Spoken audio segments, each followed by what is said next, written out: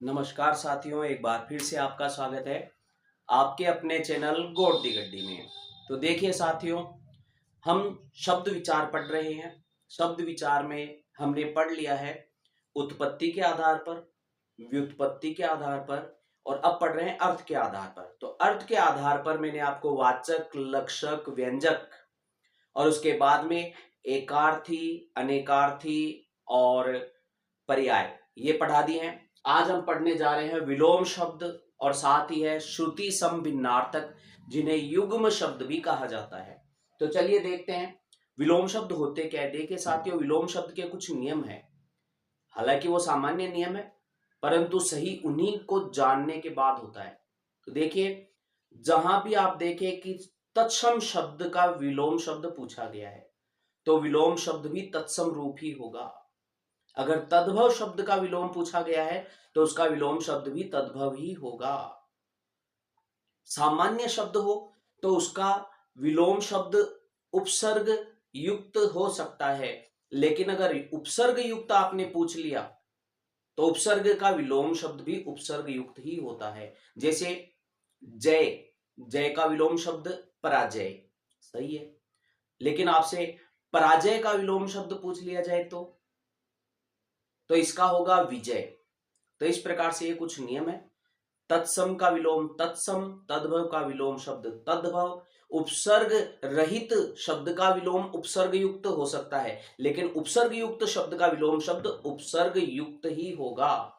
यानी थोड़ा भिन्नता है इसमें। तो देखिएगा, चलिए कुछ उदाहरण मैंने यहां लिखे हैं, तो उन उदाहरणों को करते हैं और फिर उसके बाद में कुछ होमवर्क के लिए भी आपको दिए हैं।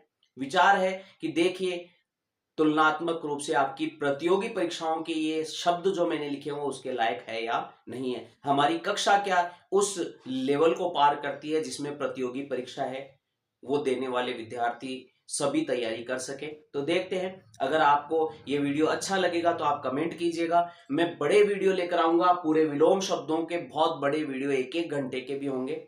हालांकि उनके अंदर मैं ऑन द बोर्ड नहीं लिखूंगा, उनमें मैं एक पीडीएफ बना करके कोशिश करूंगा, उनका विलोम शब्द आपको समझाऊंगा। सारे के सारे बहुत सारे होंगे संख्या में। ऐसे युग्म शब्दों के जोड़े भी ऐसे हैं जो अधिकतर परीक्षाओं में आते हैं, इनमें से भी आने वाले हैं। तो देखिए शुरू करते हैं।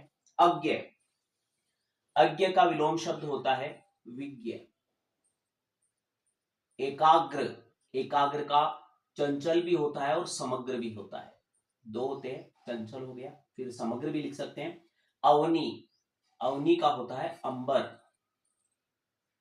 फिर उसके बाद में क्रम, क्रम का होता है व्यतिक्रम। फिर उसके बाद में शाश्वत का होता है नश्वर। निंद्य का होता है वंध्य, वंदना, निंदा करना और वंदना करना। ऋजु का होता है वक्र। कापुरुष का होता है पुरुषार्थी। फिर उसके बाद भूषण का होता है दूषण। चपल, चपल का देखिए कौन सा होगा, तो चपल का होगा यहां पर गंभीर। स्थूल का होगा सूक्ष्म। निर्मम का हो जाएगा सहृदय। बंध्या यानी बंजर भूमि को बोलते हैं उर्वर। सृष्टि, सृष्टि के दो हो सकते हैं, विनाश भी होता है, लेकिन इसका सबसे सही और उपयुक्त होगा वो होगा प्रलय। जरा, जरा बुढ़ापा या वृद्धावस्था को कहते हैं, इसका शुद्ध रूप होगा विलोम शब्द शेषव। छद्म का होगा यहां पर व्यक्त। आहूत, आहूत का मतलब होता है बुलाया हुआ, आहूत का हो जाएगा अनाहूत। नग्न, नग्न का होगा वेष्ठित। द्रुत, द्रुत यानी तेज गति में, और द्रुत का मंद गति को बोलते हैं मंथर। हिरणी की सी चाल हो उसे मंथर कहते हैं। फिर अंगीकार, अंगीकार का होगा अस्वीकार। अंतरजातीय, अंतरजातीय का होगा सहजातीय। और आलस्य का हो गया उद्यम। प्रवृत्ति, प्रवृत्ति का होगा निवृत्ति, अनुरक्त का हो जाएगा विरक्त, आह्लाद का खुशी होता है, विषाद होगा इसका विलोम शब्द। आह्लाद का अर्थ खुशी होता है और विषाद विलोम हो जाएगा। एकत्र का होगा विकीर्ण, करुणा, करुणा का मतलब होता है दया और इसका विलोम हो जाएगा निष्ठुरता। चेतना, चेतना का मतलब जागृत स्थिति में, और मूर्छा इसका विलोम शब्द हो जाएगा। फिर है छली, छल करने वाला, और उसका विलोम शब्द होगा निश्चल। तीक्ष्ण, तीक्ष्ण का होता है धारदार, और बिना धार वाला होता है वो कहलाता है कुंठित। फिर है गोपन, गोपन यानी छिपाया हुआ, और इसका हो जाएगा प्रकाशन यानी दिखाया हुआ। फिर है लोलुप, लोलुप कहते हैं लोभी को, और इसका हो जाएगा संतोषी, संतुष्ट, क्षमा कीजिएगा, लोभी का संतोषी होता है, इसका हो जाएगा संतुष्ट।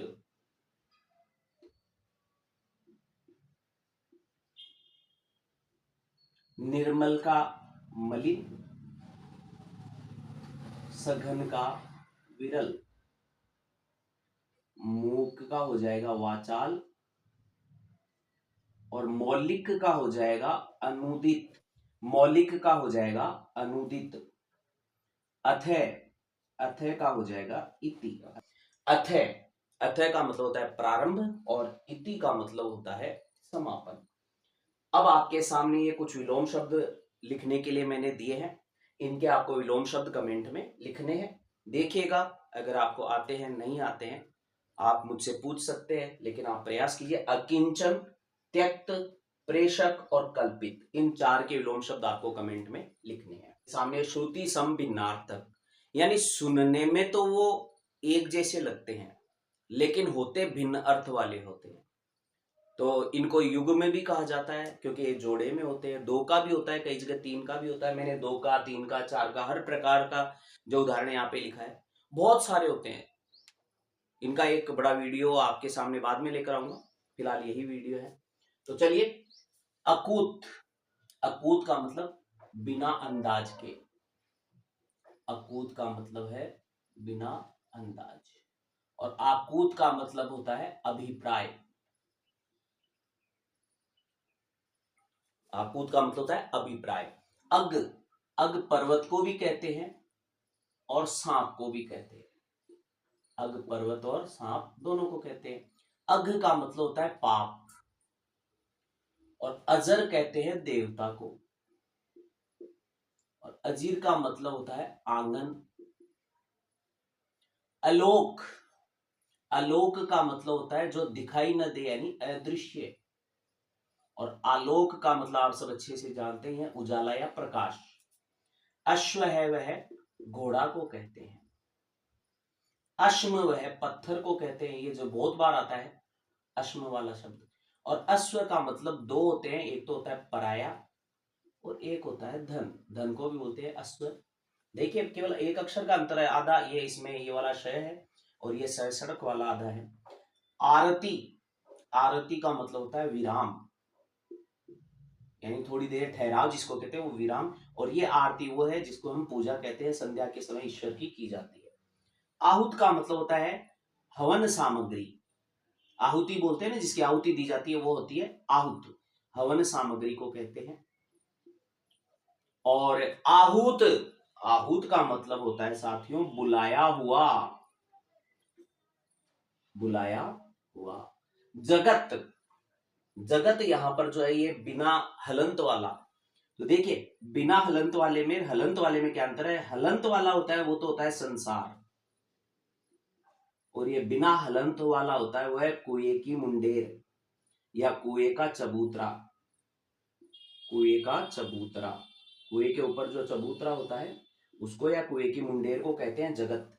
फिर तरणी, तरणी यहाँ पर सूर्य है, छोटी ई की मात्रा वाला हमेशा सूर्य होता है, और तरणी बड़ी ई की मात्रा वाला हमेशा नाव, और तरुणी, तरुणी होते ये हो गया युवती, युवती को बोलते हैं तरुणी। फिर देखिए प्रवाद, प्रवाद कहते हैं जनश्रुति को, यानी लोगों के मध्य किसी भी प्रकार की जो चर्चा या कोई पुरानी कहानी होती है उसको प्रवाद कहते हैं। प्रमाद का अर्थ होता है आलस्य। पावस कहते हैं वर्षा ऋतु को, और पायस कहते हैं खीर को। अब इसमें देखिए सूची, छोटा ऊ की छोटी ई की मात्रा है, छोटा ऊ की मात्रा है, तो ये होती है सुई, और सूची का मतलब होता है तालिका, यानी लिस्ट जिसको अंग्रेजी में कहते हैं वो। शुचि, इसका शुचि गांठ वाले का, इसका छोटा ई का होता है पवित्र, और ये सची केवल है वो है इंद्राणी, इंद्र की पत्नी का नाम सची है, तो ये होता है। फिर है कदन, कदन का मतलब होता है युद्ध, कदन का अर्थ होता है युद्ध, और क्रंदन का अर्थ होता है चीख। ठीक है। रीस, अपन बोलते हैं रीस आ रही है, रीस नहीं आती, हमें रिस आती है, यानी हमें गुस्सा या क्रोध, जिसको हम कहते हैं गुस्सा या क्रोध कहते हैं, वो हमें छोटी ई की मात्रा वाला रिस वो आती है, और ये बड़ी ई की मात्रा वाला रिस होता है, ये होता है ईर्ष्या। तो हम गलत बोलते हैं, मुझे ईर्ष्या थोड़ी आ रही है, मेरी ईर्ष्या नहीं आती है, हमें रिस आती है, गुस्सा आता है। फिर विपणी, विपणी कहते हैं आपको दुकान को, बड़े ही शानदार शब्द है ये। दुकान को छोटी की मात्रा दुकान, और विपणी बड़ी की मात्रा होते ही हो गया दुकानदार, और विपण कहलाता है व्यापार, विपण शुद्ध हिंदी शब्द है व्यापार। फिर है परिणीत, परिणीत का मतलब जिसकी शादी हो जाए, विवाह हो जाए, उसको कहते हैं विवाहित। फिर प्रणीत का मतलब होता है रचित, कोई किसी रचना करने वाला, और उसे जो रचना की गई है वो रचित। फिर है परिणत, परिणत का मतलब बदला हुआ, बदला हुआ या परिवर्तित हुआ, ये दोनों ही शब्द सेम आ जाएंगे। फिर है शित, दुर्बल, शित का मतलब होता है दुर्बल, और इस शिति का मतलब होता है नीला।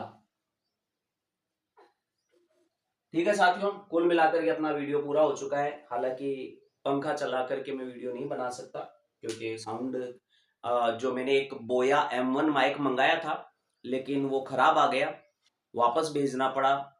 जो भी है, फिर भी प्रयास कर रहा हूं, थोड़ा सा ईयरफोन लगा करके आप सुन लिया कीजिए।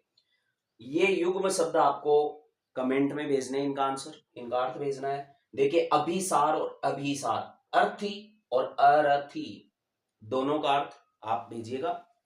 तो जाहिर है वीडियो अच्छा लगा होगा, और अच्छा लगा हो तो कमेंट करें, शेयर करें, और वॉच टाइम भी बढ़ाएं, काफी कम चल रहा है, नहीं तो आने वाले समय में वीडियो बंद करने होंगे। चाहता हूं कि कम से कम 3-4 साल बहुत अच्छा चले। साथियों धन्यवाद, जय सिया राम।